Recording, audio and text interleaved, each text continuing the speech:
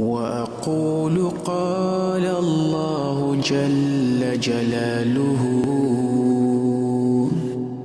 والمصطفى الهادي ولا أتأول وجميع آيات الصفات يمرها حقا. أدعو الدكتور برويز المدني حفظه الله ليلقي كلمة الترحيب والافتتاحية أمامكم، فليتفضل مشكورا. الحمد لله الذي أنزل القرآن هدى للناس ورحمة للعالمين وجعله نورا وضياء للقلوب وسبيلا للنجاة من الظلمات إلى النور. اللهم اجعل القرآن العظيم ربيع قلوبنا ونور صدورنا وجلاء أحزاننا وذهاب همومنا وغمومنا. اللهم ذكرنا منه ما نسيناه وعلمنا منه ما جهلناه ووفقنا لتلاوته والعمل به آناء الليل وأطراف النهار على الوجه الذي يرضيك عنا. والصلاة والسلام على رسول الله الأمين وعلى آله وصحبه أجمعين. أما بعد، مرحبا بكم عدد ما قطته الأقلام من حروف وبعدد ما أزهر بالأرض زهور. مرحبا ممزوجة بعطر الورد ورائحة البخور. أهلا وسهلا بكم في رحابنا، شرفتم المكان وزدتهم نورا. مرحبا بكم ضيوفنا الأعزاء، قلوبنا قبل أبوابنا مفتوحة لكم. نحييكم بتحية الإسلام، السلام عليكم ورحمة الله وبركاته، وأهلا بكم بين أهليكم وإخوانكم. محترم ومعزز صدر مجلس، مشائخ، اہل علم، مہمانان گرامی، علماء کرام اور مشائخ اعظام اور معزز سامعین، آج کی یہ محفل جس نسبت سے جڑی ہے اس کا تعلق قرآن سے ہے، اور جس چیز کی نسبت قرآن سے ہو جائے وہ بڑی ہی بابرکت بن جاتی ہے۔ آج کی یہ مجلس بڑی ہی قربانیوں، محبتوں اور الفتوں سے سجی ہے۔ کل تک کوئی کوہرے میں پھنسے ہوئے موسم سے نکلے تو ایئرپورٹ سے انہیں واپس کر دیا گیا، پھر ان کے لیے ایسے حالات بن گئے کہ ایئرپورٹ اتھارٹی نے دوبارہ انہیں بلا کر سفر کی کارروائیاں آگے بڑھائی۔ ہمارے درمیان اس پروگرام میں جو شریک ہیں ایک ایسے بزرگ استاذ بھی ہیں جن کی اہلیہ زیر علاج ہیں، اور ہمارے درمیان امیر محترم کو جو آپ دیکھ رہے ہیں، کل حال یہ تھا کہ وہ ایئرپورٹ سے سیدھے ہاسپٹل ایک مختصر علاج کے لیے پہنچتے ہیں۔ اس مجلس میں کئی ایک نے راتیں جگ کر اپنے اس پروگرام کو کامیاب کرنے کی جہاں کوشش کی ہے، وہیں پر ہمارے مہمانوں نے اپنے اہم پروگراموں کو ملتوی کر کے دور دراز علاقوں سے سفر بامشقت طے کر کر یہاں پہنچے ہیں۔ آج آپ اس بزم میں کشمیر سے کنیا کماری تک کی نمائندگی دیکھیں گے، اور اس سے بڑھ کر اس مناسبت میں شرکت کے لیے حرمین شریفین سے بھی محبت و الفت کے قافلے کھنچے چلے آئے ہیں۔ یہ اجتماع انشاءاللہ عرب و عجم کا سنگم ہوگا. آج کا یہ ہمارا جمع ہونا شمال و جنوب شرق و غرب کے حدوں کو چیرتے ہوئے مقامی و علاقائی فاصلوں کو پھلانگتے ہوئے آج دکن کی سرزمین شہر حیدرآباد میں چوتھی عظیم الشان کانفرنس المؤتمر الرابع فی خدمت القرآن الکریم، قرآن کی خدمت باعث شرف و سعادت میں یہ مہمانان کو آپ شریک پائیں گے. آج کا یہ بابرکت اجتماع علم و ایمان اور اصلاح کی روشنی کو عام کرنے کے مقصد سے سجایا گیا ہے. آپ سب کو یہاں دیکھ کر بے حد مسرت اور خوشی ہو رہی ہے. آپ کی موجودگی سے آج کی یہ محفل نہ صرف معنوی لحاظ سے بلکہ علمی اور روحانی طور پر بھی روشنیوں سے منور ہوگی. آج کا یہ بابرکت اجتماع جس عظیم مقصد کے لیے منعقد کیا گیا ہے وہ نہ صرف ہمارے دین کا مرکز ہے بلکہ ہماری دنیا و آخرت کی کامیابی کا ضامن ہے.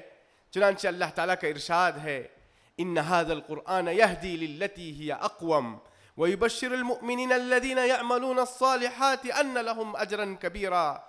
آج بے پایا مسرت کا دن ہے کہ مرکز دارالہدیٰ اڑپی اپنے عظیم الشان عزائم میں سے ایک اہم خواب کو تعبیر کے سانچے میں ڈھالنے کی جانب پہلا قدم بڑھا رہا ہے.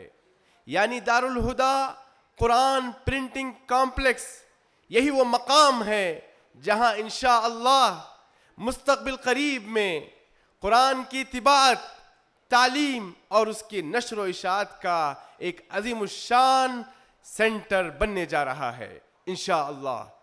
آج مرزا پور کے جس علاقے میں ہم جمع ہیں یہاں قرآن پرنٹنگ کمپلیکس کے علاوہ آنے والے دنوں میں آپ یہاں پر مزید کچھ اہم پروجیکٹس دیکھیں گے. میں چاہوں گا کہ اس کی وضاحت بھی آپ کے سامنے رکھوں. دارالہدیٰ جہاں مجمع لطباعت المصحف الشریف جو کہ وقت کا ایک اہم تقاضا، ملکی پیمانے پر اگر ہم دیکھیں تو 1.4 بلین ہماری آبادی ہے، 200 سے زائد 200 ملین سے زائد مسلم آبادی ہے. تو پرنٹنگ کمپلیکس یہ وقت کی ضرورت اور ایک حالات کا مطالبہ تھا. جب یہ عظیم الشان کام یہاں پر ہوگا تو اس میں مزید 3 بڑے پروجیکٹ شامل ہوں گے. سب سے پہلا کلیت القرآن الکریم. جیسا کہ آپ کو پتہ ہے کہ آج تخصص کی کیا اہمیت ہے، تو انشاءاللہ دارالہدیٰ پرعزم ہے کہ پرنٹنگ کمپلیکس کا جہاں قیام ہوگا تو مستقبل میں اس ادارے کی تقویت کے لیے اس کے لیے افراد اور علوم قرآن کی خدمت کے لیے افراد یہیں سے تیار ہوں. ایک دوسرا پروجیکٹ دارالہدیٰ کا اس پرنٹنگ کمپلیکس اور اس مرزا پور کے مقام پر سفراء الرحمہ لتاہیل القیادات الطلابیہ کے نام سے ہوگا، جو کہ ہمارے مدارس کے فارغین طلباء کے حق میں ایک بہت بڑی نعمت ثابت ہوگی. اللہ کے رسول صلی اللہ علیہ وسلم کا فرمان ہے انما الناس کالابل المیہ لا تکاد تجد فیہا راحلہ. لوگوں کی مثال ایسی ہے گویا 100 اونٹوں کی ایک بھیڑ ہے، اس بھیڑ میں سواری کے قابل ان 100 اونٹوں میں ایک ہی اونٹنی ملے گی، ایک ہی اونٹ ملے گا. تو ایسے موقع پر مجھے ابن عمر رضی اللہ تعالیٰ عنہ کا وہ مشہور قول جو مینا میں انہوں نے کہا تھا جب ان سے کہا گیا الرکب کثیر، مینا میں بہت بھیڑ ہے، تو اس وقت جواب میں انہوں نے کہا تھا الرکب کثیر والحاج قلیل.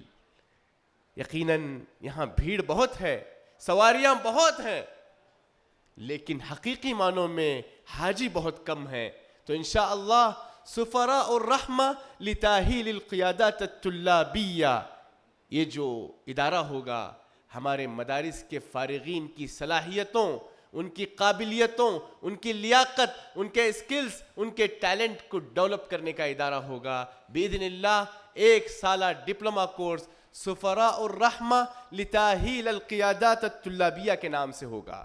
اور تیسرا پروجیکٹ معہد عثمان ابن عفان رضی اللہ تعالی عنہ, جہاں 100 نابینا طلبہ خصوصاً اور عموماً دیگر طلبہ کو بھی یہاں حلقات تحفیظ میں جڑنے کا موقع فراہم کیا جائے گا. خلاصہ کلام یہ کہ دارالہدا کا ایک خواب ہے پرنٹنگ کمپلیکس, یہ ایک مطمع نظر ہے, یہ نصب العین ایک ہدف ہے, ایک ٹارگٹ ہے.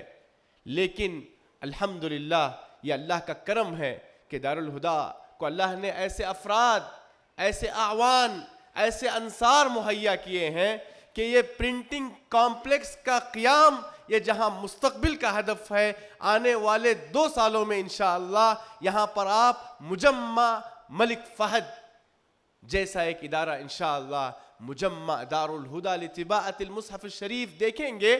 یہ تو ایک مستقبل کا ہدف ہے, لیکن آج کی تاریخ میں کل کی شام تک کی اپڈیٹ یہ ہے کہ الحمدللہ دارالہدا کے ذریعے جو اب تک تراجم و تفاسیر منظر عام پر آئے ہیں اس کی پوری 12 کی تعداد ہے.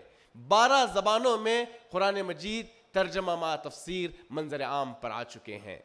تو انشاءاللہ یہ مجمع آگے ہندوستان کے 25 زبانوں میں معتمد اداروں کی موافقت کے بعد مجمع ملک فہد, دارالسلام, اسلام ہاؤس, ان اداروں نے جن کا اعتماد کیا ہے ایسے تراجم پر انشاءاللہ کام ہوگا.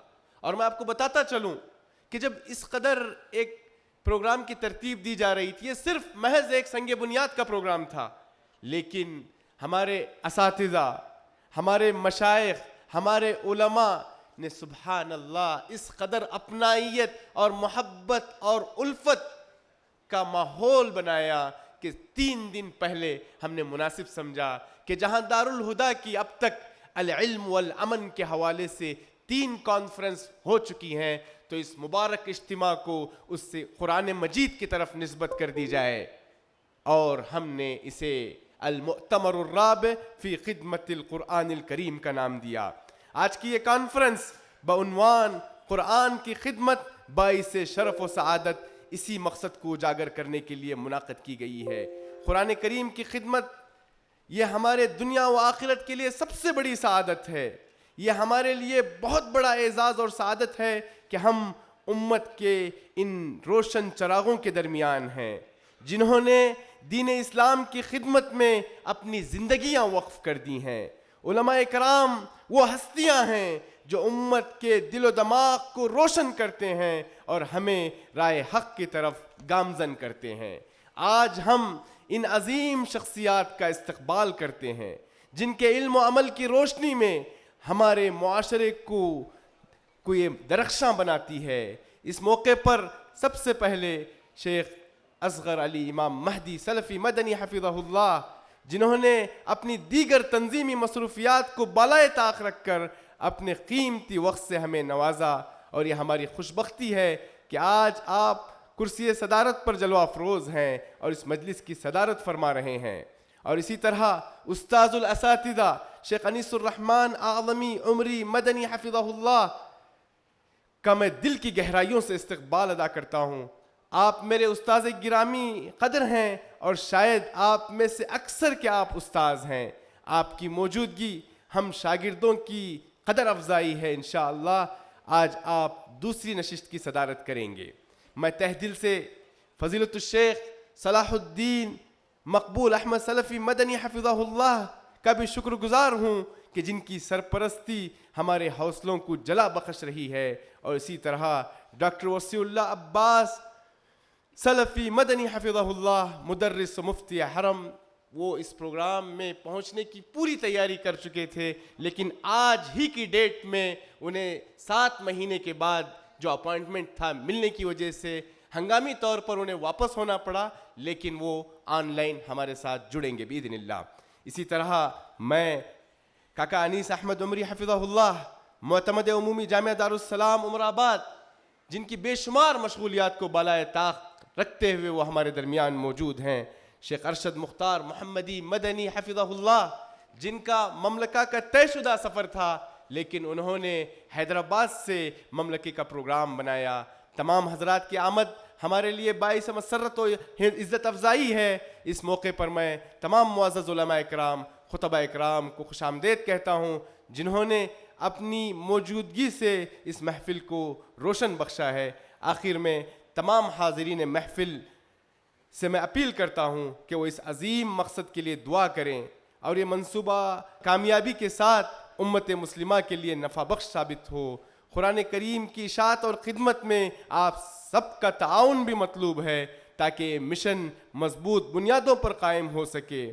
شاعر کے بقول، بات تو جب ہے کہ بیاباں کو گلستاں کر دو، بات تو جب ہے کہ بیاباں کو گلستاں کر دو، یوں تو سب جانتے ہیں باغ کو صحرا کرنا۔ میں بتاتا چلوں، یہ جو خطہ دیکھ رہے ہیں، ایک ہفتے پہلے تک یہاں 0% کارروائی تھی۔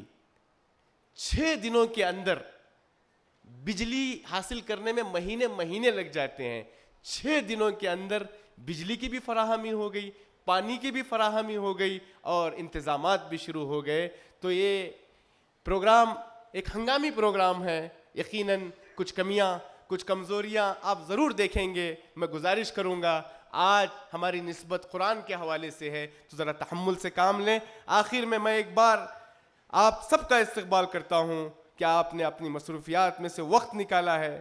اللہ تعالیٰ آپ کے جمع ہونے کو قبول فرمائے۔ میں جانتا ہوں کتنے ایسے ہمارے دوست احباب ہیں، ایک دن کے لیے کوئی دبئی سے، کوئی مکہ سے، کوئی مدینے سے پہنچے ہیں، تو میں تمام کا شکر گزار ہوں۔